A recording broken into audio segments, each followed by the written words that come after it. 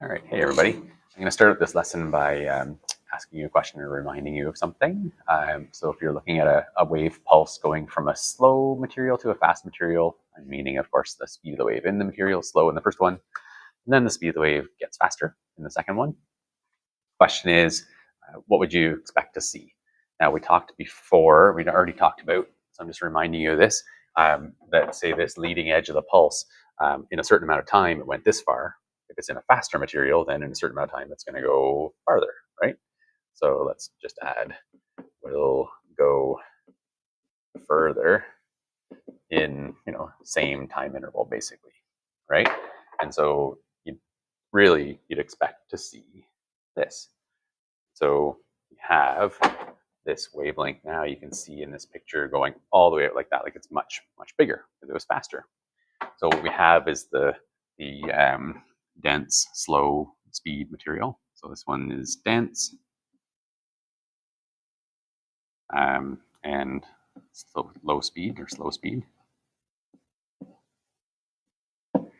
And then this one is less dense or lighter or whatever. And faster speed. So because of that, of course, the wavelength just goes farther. And so life's great, things making sense, everything's good, right? So let's watch a video of that. So this one's a slow motion video, or somewhat slow motion. I'll play it again for you here. You'll see the crest coming in, and then it gets to the faster material, and it's nice and big over here, right? Everybody good with that? So we just play that again a couple times. Okay, so ignore the rest of it. Basically play it. Right, so the pulse is reflecting off the end there. So if you're watching this, be observant as you're watching this. Basically, we're seeing what we thought we'd see over here, the longer one. Is there anything else we're seeing? Okay, so I'll play it again here. What's this little thing? Follow my mouse. Right there. That is something that we haven't talked about yet. And we actually have a chance to sort of notice it and discover it. It's super subtle. The slow motion video and whatnot makes it a lot easier to get people to see it and believe it and recognize that it's there. But that is actually, on this side, we'd actually call this like the transmitted pulse, but it's actually it's like partial transmission.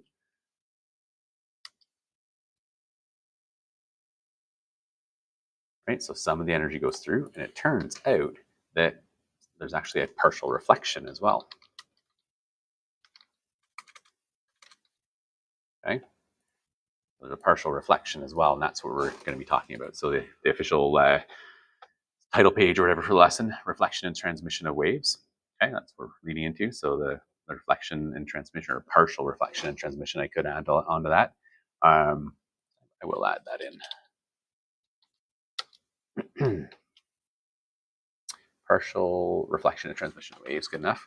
And then we're also going to look at overlapping of pulses, which is called the superposition principle, or superposition of waves. So here we go. Here's the sort of the diagram of it for us. Yeah, this one here. So just like we had a short wavelength coming in, going into a lighter material that's faster. This lighter material, while let's go to the first part, longer due to the faster speed and so on, right? And it turns out then there's actually a partial reflection as well. So right here, partial reflection as well. And it's a smaller amplitude. There's less energy, right? There's smaller amplitude because only some of the energy is reflecting. And then the phase of it, right? The phase of it, if you think of this is acting like a free end because it's lighter. So right here, right, is acting like a free end. That's why it's in phase, right? Just like free end reflections, right? So this is normal for free end reflections.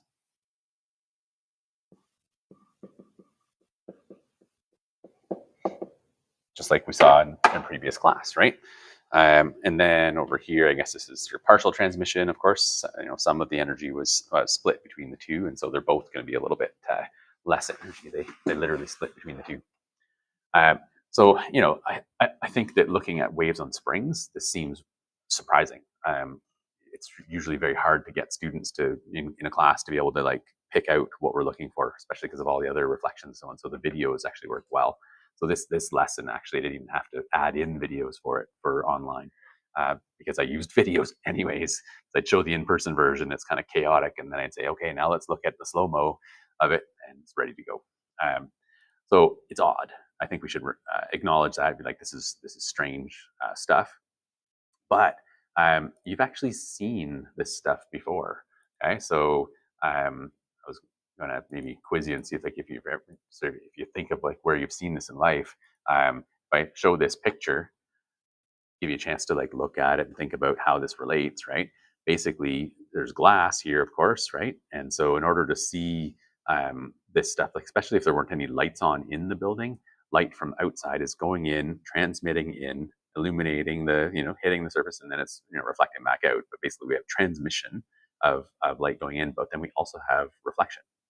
Right, so you can see reflections and transmissions, especially here. You can see there's some kind of shelf there or something, but you can also see like the reflection of like the road or whatever that is, like a parking, a line from the parking lot, and so on, and the carpet in behind. Like you can see both. Okay, so in each of these, you see reflections of the behind, but you can also see the door and so on that's in there, and so on, and all of these things. Okay, so that's really partial reflection, partial transmission. So even glasses like this, obviously, that you can't be reflecting all the light. Some of it's reflecting, some of it's going through, or else you wouldn't be able to see through them, right? It was the first picture I had used in the past. So if you think about this is actually, of course, wave properties, right? And so jumping ahead to a big topic in grade 12 physics, this is huge evidence that light is a wave, right? And so in grade 12, you'll learn about the two camps. There's a camp of scientists that believed that light was a wave, and then there was a group of scientists that believed light was a particle, and that the lead people in each camp was Newton for particle, and it was a person named Christian Huygens, who should be a lot more famous than he is, based on the fact that he was, well, anyways, he was a good scientist as well. Let's just say, I don't want to give away the answers to things, but yeah, it's huge evidence that light is a wave. Interestingly enough, there's quotes. I don't know if it's an official quote or not, but I've heard that when asked, about partial reflection and partial transmission, which Newton could not deny was happening, why the heck are particles doing this?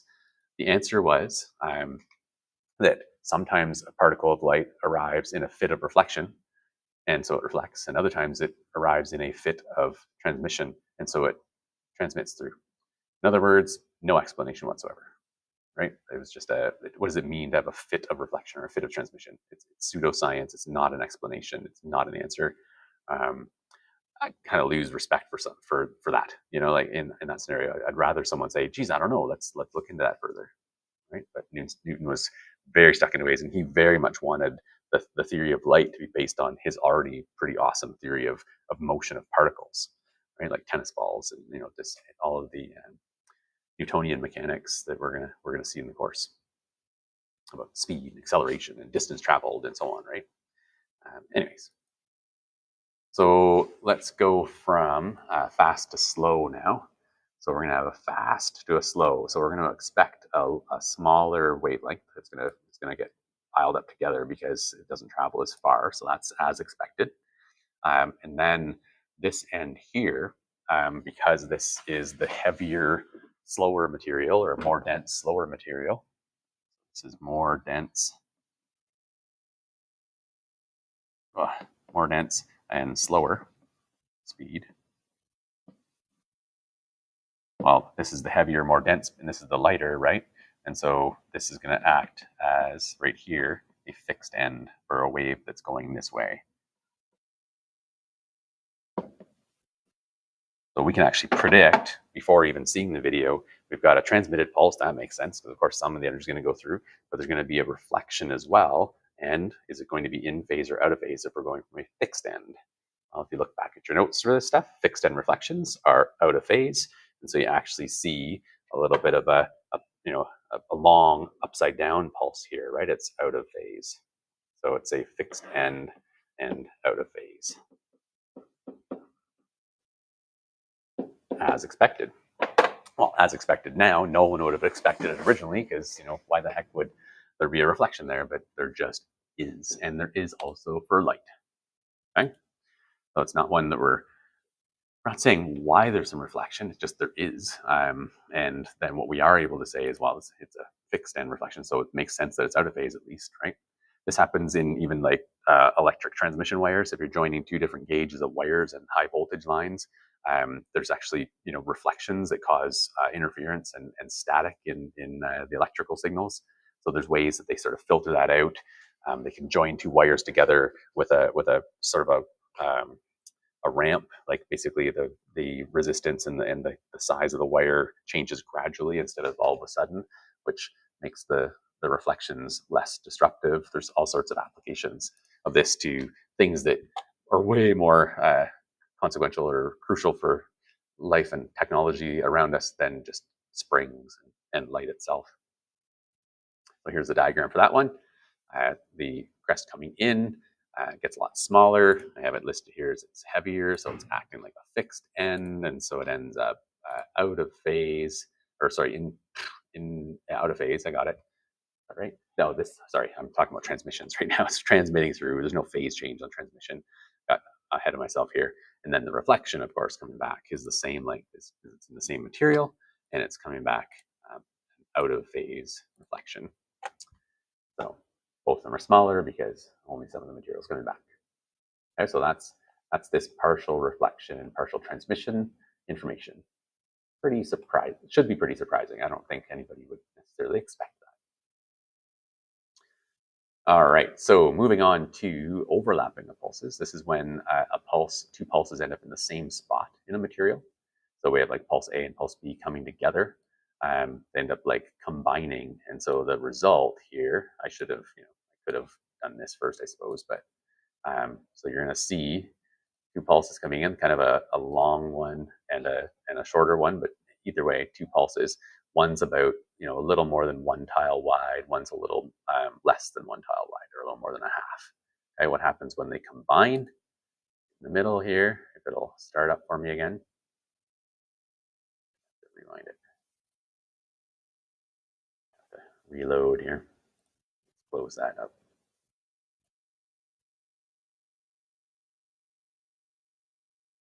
All right, so just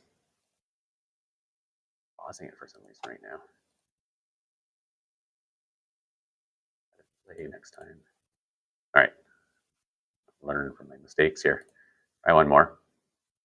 Here they come, and in the middle, oof, it went way up to up there, right? See if it'll let me do this again here. So, boom, right there.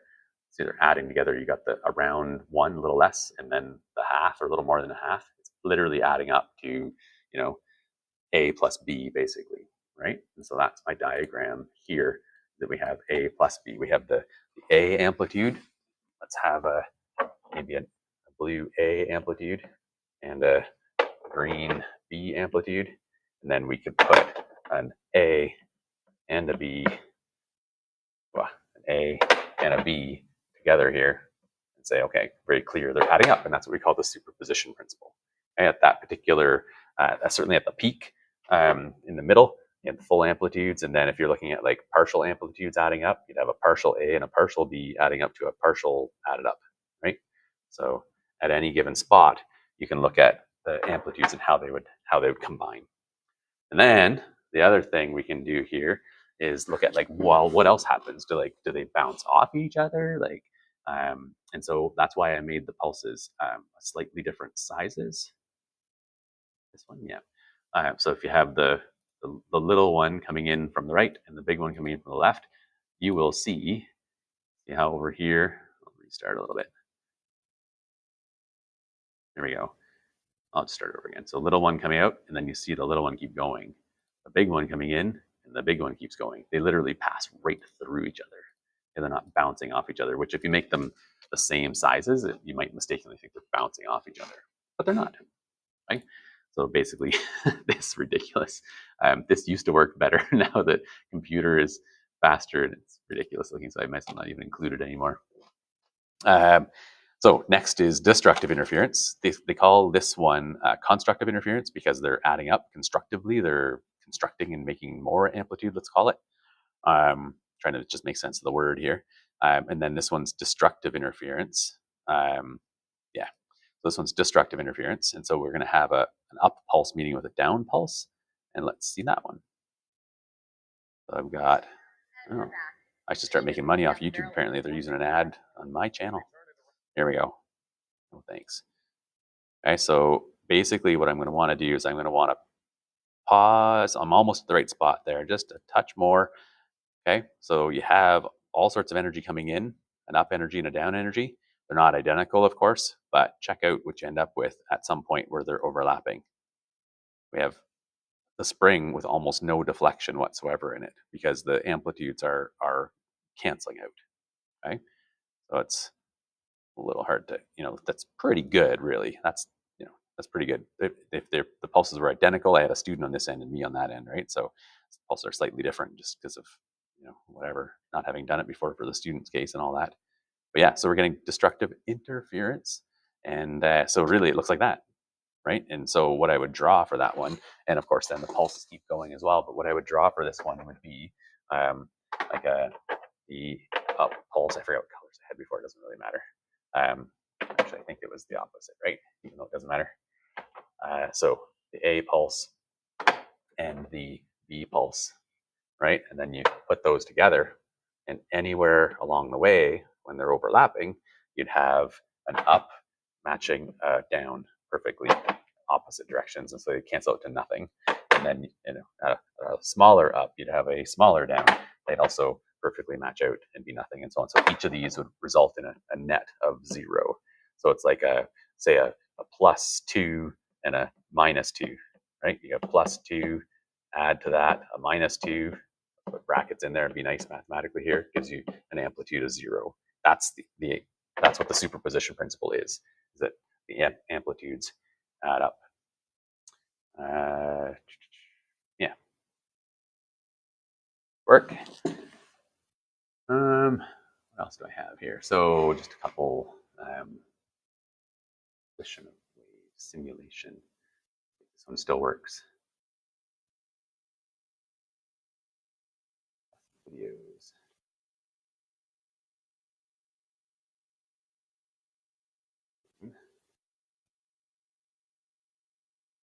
Waves, and we wanted simulation.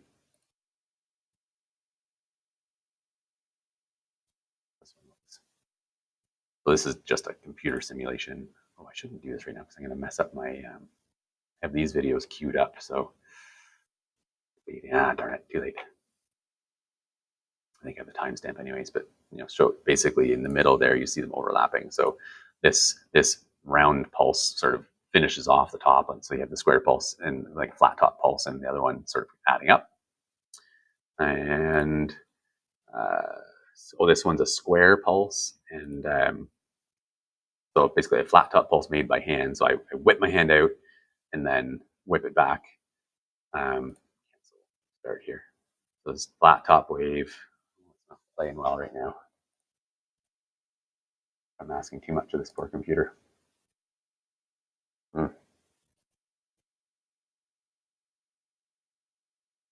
Look at my version in a second if I have to. Oh, there we go. So restart here. Big flat top. Little bump coming in. The little bump ends up on top of the big flat surface, right? So there it is, right there. And then it keeps going. Follow the mouse, right? Little bump here. And then, oh, there it is on top of the other one. So literally you end up with a spot where, right there, you have the flat top with the bump added on top of it. Okay? So superposition principle, square pulse, and a little bump that's destructive. Oh, come on.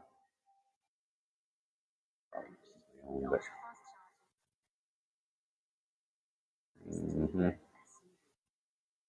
We're getting dinged for copyright issues because of this. All right. So here we go. There's the little dip out of the flat top.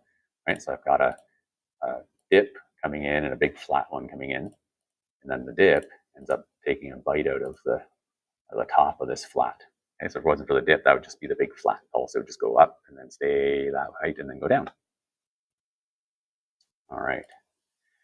So yeah, like what we've been doing, just to show, we've got the peak arriving, and then this one arriving, and if they're overlapping, basically the idea is that this one would end up on top of that one, and so you'd have the result would be this, right? That they keep going the way they were, and then the resulting pulse here would have been from the addition of all of those amplitudes. And so you'd think of it as whatever number this might be. This might be, a height of 3, let's say, and this is a height of 2. In which case, in a total here, we get the 2 and the 3, and for a total of 5, of course, right? So we have this be 5 in terms of height, 5 centimeters or whatever, and then they just keep going on. That's a page for showing, and you would just analyze like every single point along the way and add up and get the total, and that's what it would look like. Same thing here. You'd have the destructive or the upside down pulse and the right side up pulse. And so this one, if you follow along here, we have all the height from this one and nothing else, changing at all. We have all the height, all the height, all the height, all the height, whatever. And then at this point, this starts to take away from that, right? So we're going to take away from that down to there. And so it's going to basically go like this. And then now it's just the regular. So there's that pulse taking a bite out of the big flat top, very logically, and analyzing each point. Like right here is when the other one starts, because now you have a little bit of a down taking it out of the top, the height from the square one. Then of course the square one keeps going, and the little triangular one keeps going. Make sure I had these going the right way. Yeah, I did. So this is something that we're learning in class, and then a few years ago now, 2014, 10 years ago, I guess, I had a student that went on a trip to the East Coast back in the good old days when we used to be able to go on trips places. And so he just sent me this video while they're out in the East Coast, saying, check this out, Mr. Horn. And so what did he notice here? Had these weird waves that are coming in, because there's a wall here that reflects waves, and then there's a wall here that's reflecting waves. And that day they have the waves coming in at a nice angle. So you get a wave here and a wave here that overlap here, right? So that is superposition principle. It's constructive interference. I'll just play that little video. And so in this region right here, like if you're swimming there, you would have gotten way bigger of a wave on you right there. There's another one, and so on, than if you're in a different spot. So someone here wouldn't have gotten a wave if they're swimming, and that person there would have gotten a much bigger wave. So I thought that was pretty cool that he noticed that in the harbor they're at, out in Nova Scotia or PEI or wherever they were. I think it was Nova Scotia at the time. Now I had one of these queued up. I think this one still is, so I'll play this one. This is superposition of waves in water sports. Well, people know about this. I don't know if a person took a physics class and then said, hey, let's try this, or they just sort of logically tried it. When you're tubing behind a boat and your dad tries to kill you, right? Brings you around and tries to get the spot where the two waves double up, and you just get launched into the air. Exactly what this is here. Okay, so this one is, they have two boats just literally going side by side. You'll be able to see, and so he's riding between the two boats, and then you'll see the two waves come together, and you'll see the two waves come together and make the big. I'm gonna turn this down a bit. So here we go. Between the two waves and see them coming in from either side, and all of a sudden now they start to overlap and constructively interfere, and he actually kind of like scoots out of there, and then he starts trying to ride up and down each the side of it. That's the two waves adding up, and then the water's unstable, so it almost shoots out like a fountain, right? But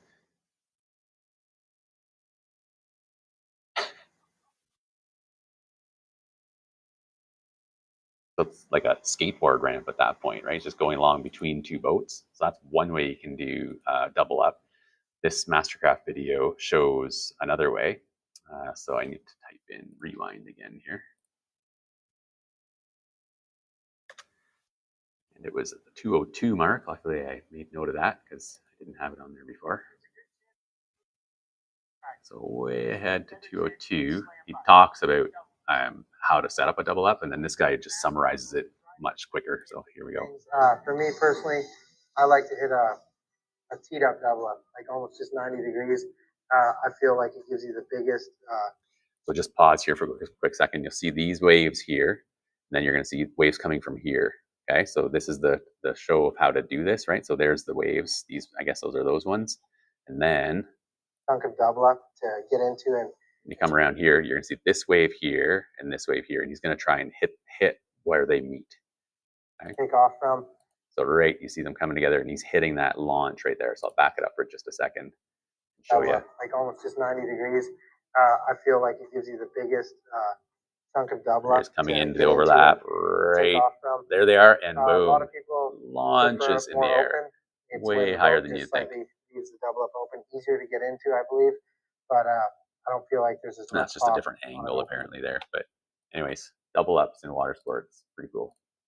Those are not important, and yeah, so these are just old versions of videos I left in there for my own records. Don't worry about that stuff. Up here, we've got questions to do with reflection and transmission. I think only 2 there, the bits and pieces. So you're going to show the pulse going through either longer or shorter, depending on what they're saying, and then on your separate diagrams, right? And then don't forget to show the partial reflection as well, right? You got to get the whole story. And then these ones are about superposition. So show what the combined pulse would look like on a separate page. Picture the 2 triangles, add up all of the amplitudes, and then this is about superposition as well. So the first 2 questions are about reflection and transmission, and the rest are about superposition. So these ones will have more numbers. These ones are just meant to be done quick and easy to show the concept. But here, of course, you have a 1 centimeter high, not 2 centimeter high. You're definitely going to have a very easy answer to that one, I suspect. Right? All right. Well, you can find that add button on your calculator, I guess. I'm joking. All right. So that's it for me today. Thanks for watching. See you next time.